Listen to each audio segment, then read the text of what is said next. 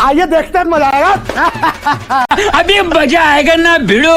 अंजना जी, मोदी जी ने तो ये भी कहा था, प्रधानमंत्री जी ने, कि नोटबंदी के बाद आतंकवाद बंद हो जाएगा, ना जाने क्या क्या हो जाएगा, और उसके बाद अगर वो फेल हो जाए तो किसी भी चौराहे पे उन्हें खड़ा कर दे। तो प्रधानमंत्री जी तो हर बार नए नए शगुफे छोड़ते हैं, कोई नई बात नहीं है। ये देश को असल में हर तरीके से सत्ता की कुर्सी हथियाने के लिए, कभी एसआईआर के नाम पर, कभी किसी और चीज। क्योंकि अंजना जी, आपका इस बात के प्रति भी मैं ध्यान आकृष्ट करना चाहती हूँ कि जब महिला आरक्षण की बात ही शुरू होती है तो विपक्ष बार बार चिल्लाकर ये कहता है, देखिए हमने फलां वक्त में फलां किया।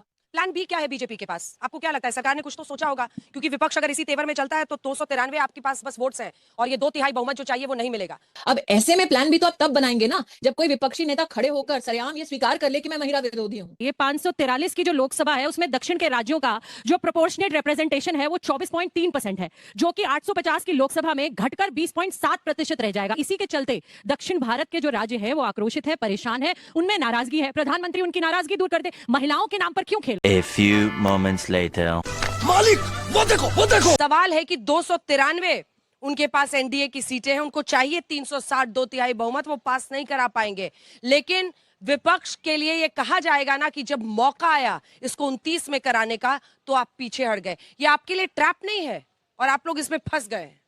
अंजना जी, मोदी जी ने तो ये भी कहा था, प्रधानमंत्री जी ने, कि नोटबंदी के बाद आतंकवाद बंद हो जाएगा, ना जाने क्या क्या हो जाएगा, और उसके बाद अगर वो फेल हो जाए तो किसी भी चौराहे पे उन्हें खड़ा कर दे। तो प्रधानमंत्री जी तो हर बार नए नए शगुफे छोड़ते हैं, कोई नई बात नहीं है। लेकिन हाँ, ये 30 महीने पहले जब सितंबर में ये कानून आया था, सर्वसहमति से सबने कहा था कि बिल्कुल बिना शर्त ले आइए, 33% महिलाओं को उनका हक मिलना चाहिए, संसद में उनकी भागीदारी होनी चाहिए, और 2024 में ही ले आइए। कोई नियम, कोई कानून, कोई रोड़े मत अटकाइए। लेकिन सेंसस और डिलिमिटेशन इन्होंने ही अटकाया। वाह क्या सीन है। हमने तो नहीं कहा था, हमने तो कहा ले आइए, तुरंत ले आइए, बिना शर्त ले आइए। तो ये बात, अब ये नई बात लेकर आए हैं।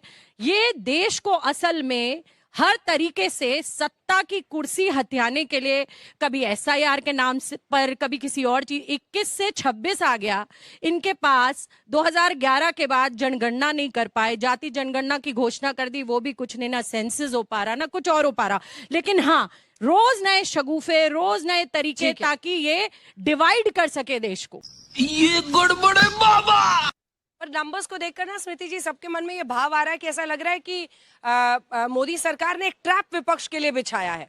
क्योंकि प्रधानमंत्री ने भी कहा कि ब्लैंक चेक है क्रेडिट का, आप इसको कैश कराइए, मैं आपके अखबार में फोटो निकलवा दूंगा, आप बस साथ दे दीजिए और इसको किसी तरह से लागू कीजिए। क्योंकि आपको भी पता है कि विपक्ष जो संसद में इस पर अड़ा हुआ है। जो विपक्षीय नेता हेडलाइन हंटिंग करते हैं, प्रधानमंत्री ने उनको निश्चित रूप से ये कहा कि अगर आप इसका क्रेडिट लेना चाहते हैं तो निश्चित रूप से लीजिए, क्योंकि प्रधानमंत्री का ध्येय बिल्कुल स्पष्ट है। वो चाहते हैं कि 33% का जो आरक्षण है वो अगले लोकसभा चुनाव में हम लागू करें। अगर विपक्ष हेडलाइन हंटिंग या फिर कहीं ना कहीं क्रेडिट लेने की राजनीति कर रही है, तो प्रधानमंत्री ने निश्चित रूप से उदारता दिखाते हुए कहा कि आप पूरा का पूरा क्रेडिट ले लीजिए। झूठ बोलो, बार बार झूठ बोलो। क्योंकि अंजना जी, आपका इस बात के प्रति भी मैं ध्यान आकृष्ट करना चाहती हूँ कि जब महिला आरक्षण की बात ही शुरू होती है तो विपक्ष बार बार चिल्लाकर ये कहता है, देखिए हमने फलां वक्त में फलां किया, हमने कमीशन में ये बोला, हमने राज्यसभा में फलां किया। इससे लक्षण ये नजर आते हैं कि विपक्ष क्रेडिट लेना चाहता है। इसलिए आज मैं प्रधानमंत्री का अभिनंदन करती हूँ कि उन्होंने कहा भले ले लो क्रेडिट, लेकिन महिलाओं के समर्थन में बिल को पास कराओ। अब वो भी एक जाल बिछा रहे हैं आपके लिए। ट्रैप लगता है। प्रियंका जी ने कहा है आपसे कुछ देर पहले कि 543 पे ही दे दीजिए। देखिए, आप अगर कॉन्स्टिट्यूशनल मर्यादाएं और कॉन्स्टिट्यूशनल जो रियलिटीज हैं उनको ना समझें तो इस प्रकार की टिप्पणी करना बड़ा साधारण है। अरे क्या अनाप शनाप बोलती हो। आज अगर हमको महिला आरक्षण को मायने में इम्प्लीमेंट करना है तो ये जो प्रस्ताव सरकार का है वो प्रस्ताव संविधान की मर्यादा में ही प्रस्तावना है। तो इसीलिए ये बचकानी हरकत होगी ये कह के कि बिना डिलिमिटेशन के, बिना रीड्रॉइंग ऑफ कॉन्स्टिट्यूएंसीज के आप आरक्षण लागू कर दो। फिर पुरुष कहेंगे कि हमारे उस अधिकार का क्या। तो अगर हम वाकई में ट्रांसपेरेंटली रिजर्वेशन को इम्प्लीमेंट करना चाहते हैं तो सरकार के प्रस्ताव को राजनीतिक दल स्वीकारें। ये चुप है। प्लान बी क्या है बीजेपी के पास? आपको क्या लगता है? सरकार ने कुछ तो सोचा होगा, क्योंकि विपक्ष अगर इसी तेवर में चलता है तो 293 आपके पास बस वोट्स हैं और ये 2/3 बहुमत जो चाहिए वो नहीं मिलेगा। तो प्लान बी क्या होगा अगर आपको वाकई ईमानदारी से 2029 में इसको लागू करना है? सरकार अपनी ईमानदारी से 2029 में 229 में इस बिल आज संसद में दिखी है और सरकार की, प्रधानमंत्री की अपनी ये भूमिका भी आपने संसद में देखी कि उनको विश्वास है कि देश में कोई ऐसा राजनीतिक दल नहीं है जो महिलाओं के खिलाफ खड़ा होगा। अरे कहना क्या चाहते हो? प्रधानमंत्री के भाषण की ओर आपका ध्यान आकृष्ट करती हूँ। उन्होंने पूरा कहा कि जब ये बिल नारी शक्ति वंदन अधिनियम पहली बार पारित हुआ तो इसको सर्वसम्मति से पारित किया हर राजनीतिक दल ने, इसलिए इस पर ना कोई छीटाकशी हुई, ना किसी को क्रेडिट डिसक्रेडिट की राजनीति करने का मौका मिला। संसद एक स्वर में बोला। इसीलिए आज प्रधानमंत्री जी पुनः कहते हैं कि एक स्वर में बोलो कि हम वाकई में इस आरक्षण के मुद्दे पर अडिग हैं और हम 33% का आरक्षण का ये जो दायित्व है, ये जो महिलाओं का अधिकार है, उसके निर्वहन के चलते हम 2029 में इसको लागू कराना चाहते हैं। अब ऐसे में प्लान भी तो आप तब बनाएंगे ना जब कोई विपक्षी नेता खड़े होकर सरेआम ये स्वीकार कर ले कि मैं महिला विरोधी हूं। तू क्या बोल रही है?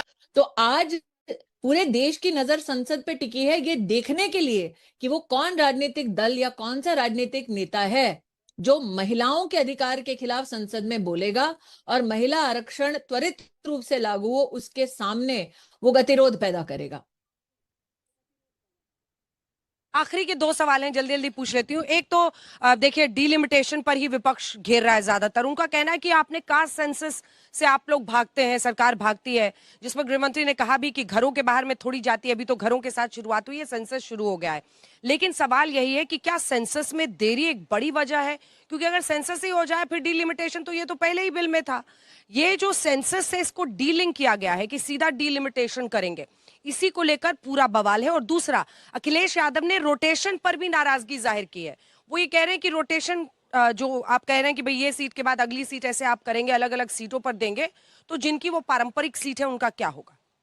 अरे हम तो फकीर आदमी है, झोला लेके चल पड़ेंगे जी। देखिए, एक तो राजनीति परंपरागत राजनीति के अगर मुद्दों से जुड़ी हो और घरेलू राजनीति तक सीमित हो तो उससे राष्ट्र का कभी कल्याण नहीं होगा। आज प्रधानमंत्री जी ने, गृह मंत्री ने स्पष्ट रूप से आश्वस्त किया है सदन के पटल पर, किसी भी राज्य, किसी भी समुदाय के साथ कोई भी अन्याय नहीं होगा। जो संसदीय और हमारी कॉन्स्टिट्यूशनल मर्यादाएं हैं उनका उल्लंघन नहीं होगा।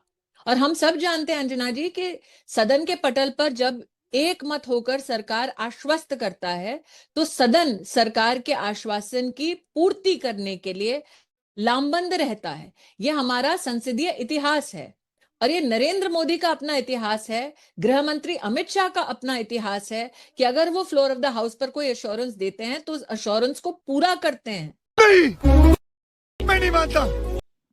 एक आखिरी सवाल, ताबड़तोड़ प्रचार आप कर रही हैं अलग अलग राज्यों में, खासतौर पर पश्चिम बंगाल में हमने आपका बांग्ला भी सुना। अब इसको सीधे इलेक्शन से जोड़ा जा रहा है कि विशेष सत्र 29 और 23 को वोटिंग होनी है पश्चिम बंगाल में, और अभी ये विशेष सत्र बुलाकर, मतलब आप सोच लीजिए कि 23 तारीख में कितना बचा है, 3 और इधर 4 दिन, 7 दिन बचा है। 7 दिन पहले ये करके आप पॉलिटिकल गेन, राजनीतिक फायदे के लिए कर रहे हैं। देखिए अंजना जी, 2 मुद्दे हैं। एक, हमारे देश का ये स्वभाव रहा है, हमारे डेमोक्रेसी का ये स्वभाव रहा है कि हर 1-2 महीने में देश के किसी ना किसी भूभाग में चुनाव होता है। तो ऐसा कौन सा भूभाग है जो चुनाव से आगामी 5 वर्ष तक रिक्त रहे? क्या कहना क्या चाह रहे हैं भाई आप? ऐसी कौन सी राजनीतिक दिनचर्या है जिसमें विपक्ष की पार्टी एक स्वर में बोले कि आज का दिन सही है? तो संभव नहीं, क्योंकि विपक्ष किसी भी मुद्दे पे एक स्वर पे कभी बोलती नहीं। लेकिन उससे भी ज्यादा विशेष बात, अगर आपको लगता है, और प्रधानमंत्री ने, गृह मंत्री ने, पूरी भारतीय जनता पार्टी और सरकार ने ये कहा है कि इसका चुनाव से कोई लेना देना नहीं है, लेकिन अगर आपको लगता है कि ये मुद्दा चुनाव में इतना अहम है प्रश्न तो ये उठता है कि बंगाल में वर्तमान में एक महिला मुख्यमंत्री है, तो उन्हें तो बढ़ चढ़ के इसका साथ देना चाहिए। मस्त जोक मारा रे, ये हंस रहे हलकट हंस। अगर महिला के सम्मान में वो इजाफा करना चाहते हैं, पॉलिटिकल इक्विटी इंश्योर करना चाहते हैं, तो वो निश्चित रूप से प्रधानमंत्री की अपील को अपनाएंगे, स्वीकारेंगे। अगर नहीं तो ऐसे नेताओं का पर्दाफाश होगा देश की जनता के सामने। अभी बता है भाई, अभी बता है। तो डॉली जी आपसे शुरू करते हैं, फिर चारू जी आपके बारे हुए। जल्दी से आपके पास आ रहे हैं, मौका है, कैश कीजिए ना चेक। वो कह रहे हैं कि ब्लैंक चेक है, मैं दे रहा हूँ लिख के, इसको पास कराइए ना, आपका भी तो मन होगा। अंजना आप तो जी, पिछली बार भी चुनाव लड़ी हैं। हाँ अंजना जी, हमने बिल्कुल बिना ऑब्जेक्शन 33% आरक्षण पर 2023 में 30 महीने पहले हाँ किया। पूरे के पूरे ऑपोजिशन ने एक स्वर में बोला। लेकिन आप मुझे एक बात बताइए, 543 की जो लोकसभा है उसमें दक्षिण के राज्यों का जो प्रोपोर्शनेट रिप्रेजेंटेशन है वो 24.3% है, जो कि 850 की लोकसभा में घटकर 20.7% रह जाएगा। उसके बाद जबकि 5 उत्तर के राज्यों का ये प्रतिनिधित्व 37% से बढ़कर 43% हो जाएगा। तो इसी के चलते दक्षिण भारत के जो राज्य है वो आक्रोशित है, परेशान है, उनमें नाराजगी है। प्रधानमंत्री उनकी नाराजगी दूर कर दे। महिलाओं के नाम पर क्यों खेल रहे हैं? तू समझा? हाँ। नहीं, तू समझा नहीं। मैं यही कह रही हूं कि उत्तर के 5 राज्य और साउथ पूरा मिलाकर क्या फर्क पूरे देश में आ रहा है वो ये बता दें। महिला आरक्षण कोई मुद्दा नहीं है। हम 33% की पहले भी बात कर रहे थे, अभी भी बात कर रहे हैं, और प्रधानमंत्री जी दे दें 543 सीटों पे, आज ही दे दे। सभी के सभी साथ है। कुर्सियां क्यों कब्जाने में लगे हुए? कभी SIR के नाम पे जम्मू कश्मीर देख लीजिए, फिर असम देख लीजिए। ये गड़बड़े बाबा। सही पकड़े हैं।